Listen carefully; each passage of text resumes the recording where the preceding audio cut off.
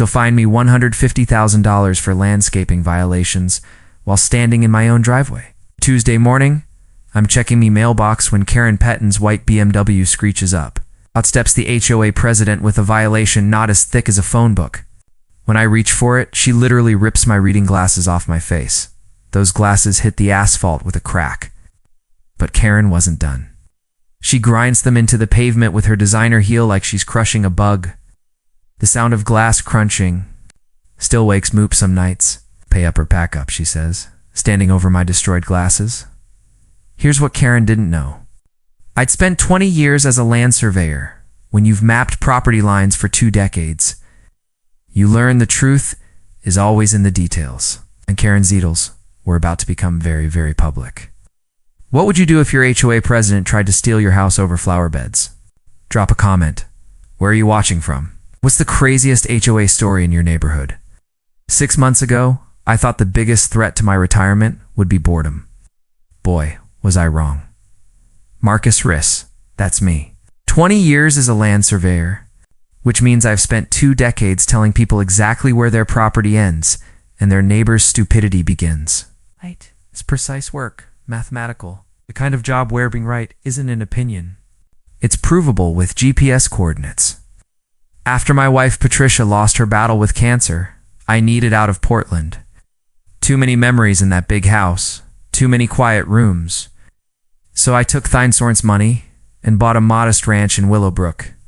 Estate's 47 homes of suburban perfection, where every lawn gets cut to regulation height and every mailbox is HOA approved black.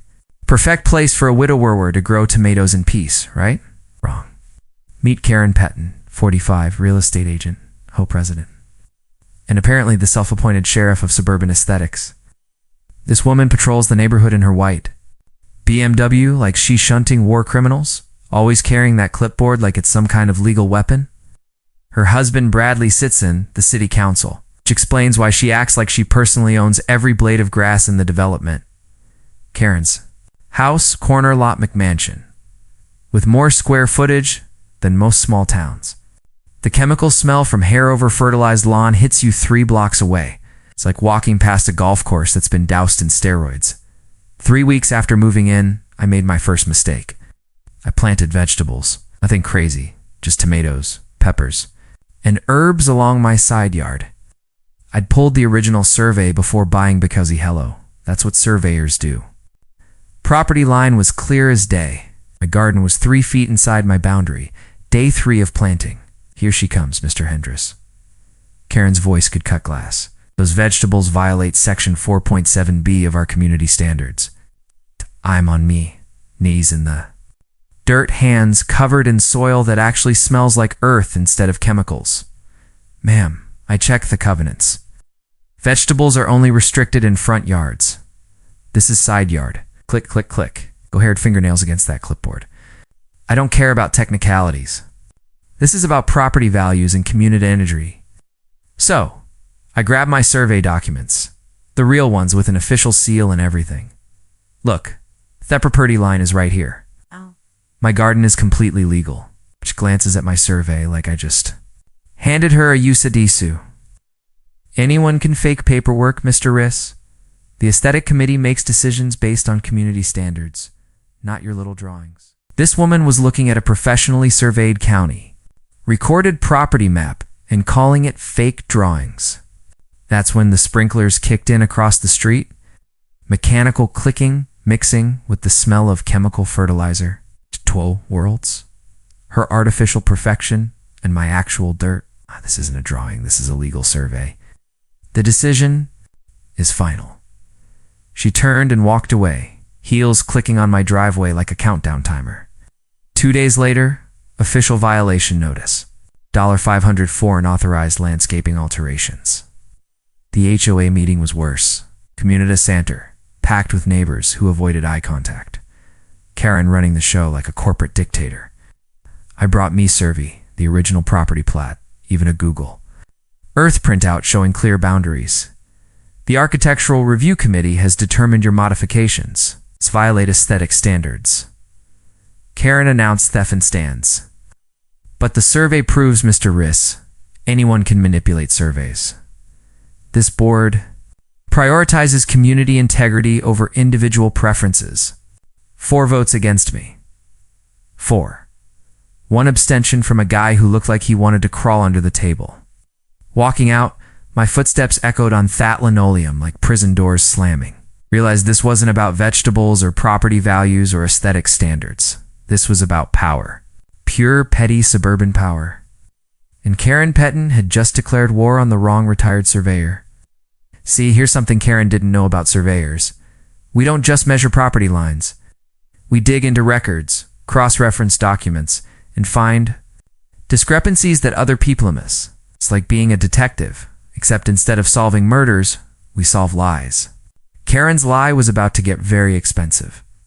Karen wasn't done with me, not even close.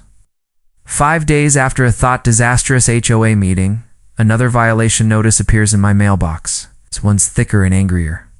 Continued violation of community. Standards. $2,500. $2,500 for adding 3 pepper plants, the notice claimed. I had expanded unauthorized landscaping despite official warnings. I hadn't expanded anything, just added some bell peppers next to the tomatoes. Same plot, same 3 feet.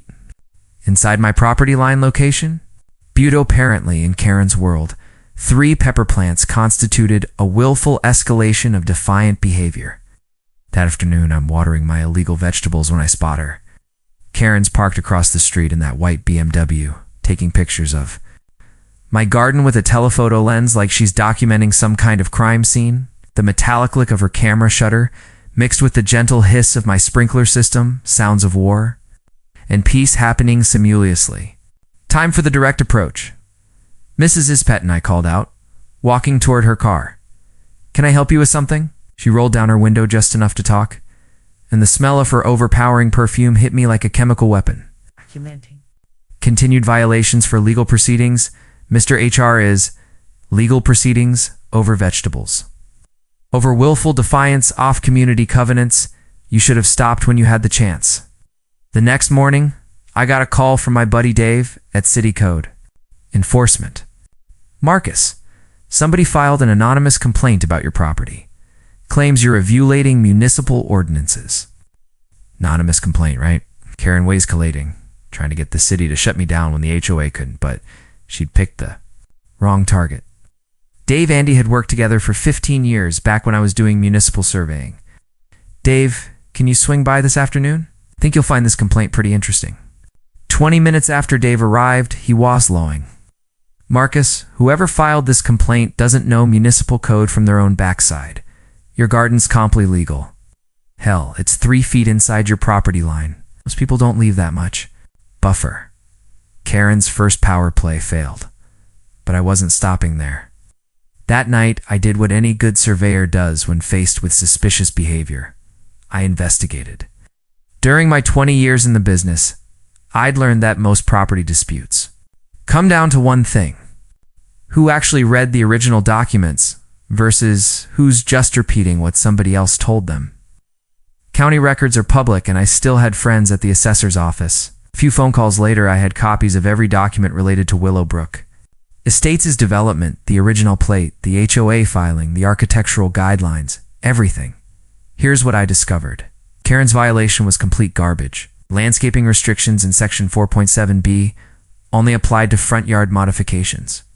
Visible from primary streets. My side yard wasn't even visible from the main road. I remembered an old case from my municipal days where a homeowner successfully challenged an HOA by pulling the original CCNRS. The covenants, conditions, and restrictions filed with the county, those documents always override whatever policies the board makes up later. Karen's board had clearly never bothered to read them, but the real bombshell was buried in the ARC bylaws. Any homeowner had the right to appeal Architectural Review Committee decisions to the full membership within 30 days. Karen had never mentioned this right. Violation Notice S specifically stated decisions were final and binding. That was a lie. Number 1. The next morning, I printed the relevant sections and drove to Karen's house. Her McMansion squatted on its corner, lot like a beige fortress, the sound of her automatic sprinklers drowning out the morning birds like some kind of suburban white noise machine.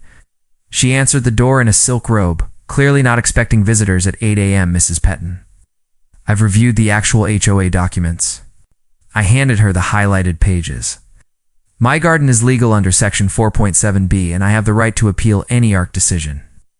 She barely glanced at the papers, her red fingernails drumming against the door frame like an impatient woodperk. Hendricks, technicalities don't matter. This is about neighborhood harmony. These are technicalities. These are the rules you swore to uphold. The rules are what the board interprets them to be.